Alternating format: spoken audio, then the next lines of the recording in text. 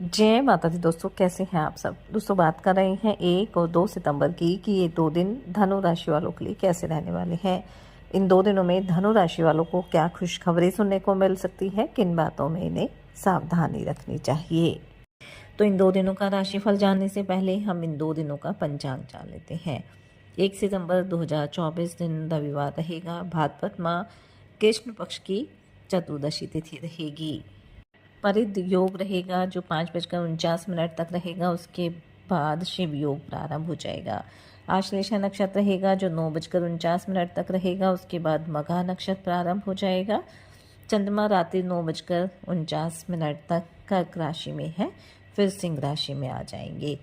अभिजित मुहूर्त का समय रहेगा 11:55 से 12:46 तक। राहुकाल का समय रहेगा शाम 5:06 से 6:42 तक। अब बात करते हैं 2 सितंबर की। 2 सितंबर 2024 दिन सोमवार रहेगा। भाद्रपद माह कृष्ण पक्ष की अमावस्या तिथि रहेगी। शिव योग रहेगा जो 6:19 तक रहेगा। उसके बाद सिद्ध योग प्रारंभ हो जाएगा। मघा नक्षत्र रहेगा। चंद्रमा सिंह राशि में। अभिजित मुहूर्त का समय रहेगा 11:55 से 12:45 तक। राहुकाल का समय रहेगा सुबह 7:34 से 9:10 तक। 2 सितंबर 2024 को अमावस्या रहेगी और क्योंकि दिन सोमवार है तो ये सोमवती अमावस्या रहने वाली है। और इस दिन पूरे विधि विधान के साथ पितरों का श्राद्ध, तर्पण और पिंडदान किया जाता है और ऐसा करने से जीवन के हर दुख कष्ट दूर हो जाते हैं।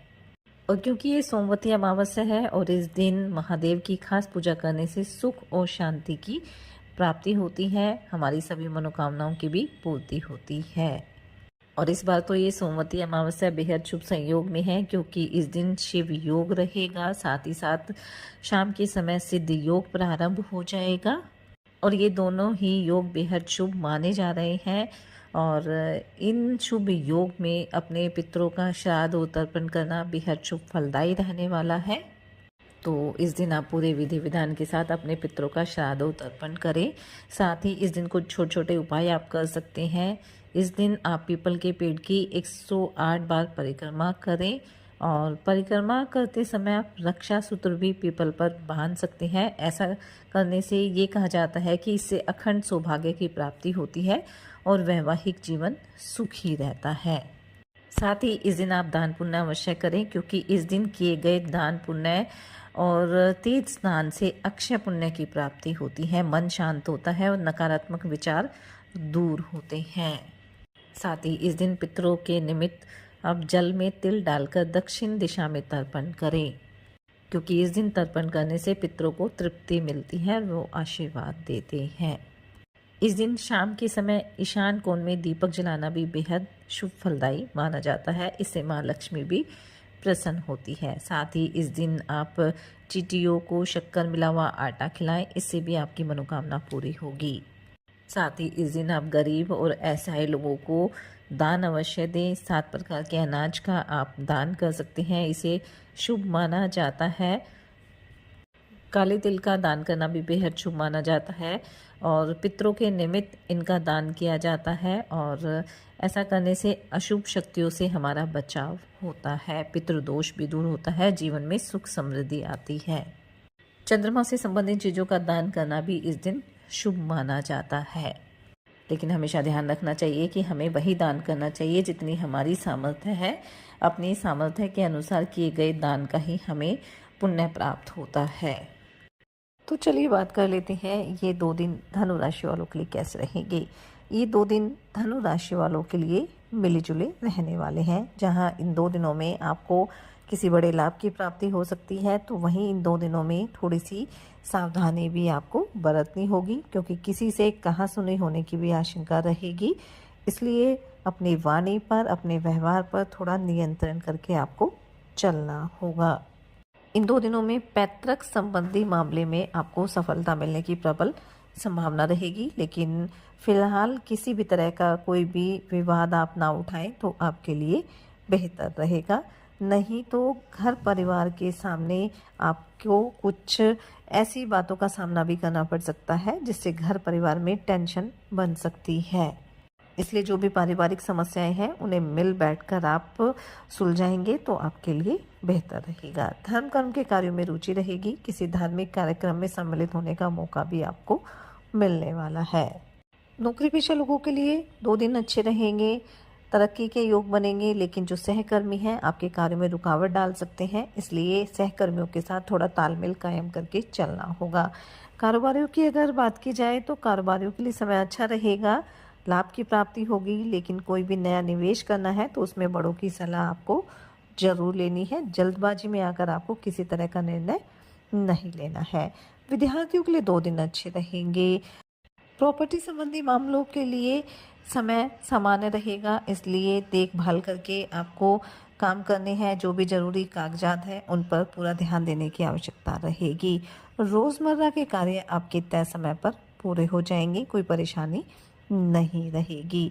दाम्पत्य जीवन सुखद रहेगा। जीवन साथी के साथ कहीं घूमने फिरने की योजना भी आप बना सकते हैं और इससे आप दोनों के बीच में अगर कुछ भी अनबन थी तो वो दूर हो जाएगी।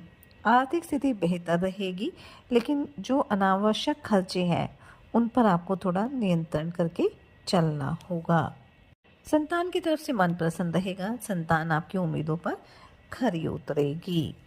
इन 2 दिनों में इस बात का भी ध्यान रखना है कि बिना सोचे समझे किसी भी योजना में धन ना लगाए, नहीं तो उसमें फंसने की संभावना है। अपने कामों को लेकर योजना बनाकर आगे बढ़ेंगे तो समय हर तरह से आपके लिए अच्छा रहेगा। आपको किसी तरह की परेशानी नहीं होगी। जो जातक बेरोजगार हैं उन्हें नौकरी का ऑफर मिल सकता है और आगे चलकर इस नौकरी में आपकी तरक्की भी होगी। सेहत की अगर बात करें तो सेहत को लेकर कोई समस्या नहीं है, आप स्वस्थ रहेंगे, लेकिन फिर भी यही सलाह दी जाती है कि खान पान का ध्यान रखिए, योग ध्यान मेडिटेशन करते रहिए ताकि आपका स्वास्थ्य हर तरह से उत्तम बना रहे। भाई बहनों का, माता पिता का आपको पूरा साथ मिलने वाला है, बस आपको ही थोड़ा सामंजस्य बनाकर चलने की आवश्यकता रहेगी। मित्रों के साथ आपके रिश्ते काफ़ी अच्छे रहेंगे। प्रेम संबंधों के लिए भी ये 2 दिन सामान्य रहेंगे।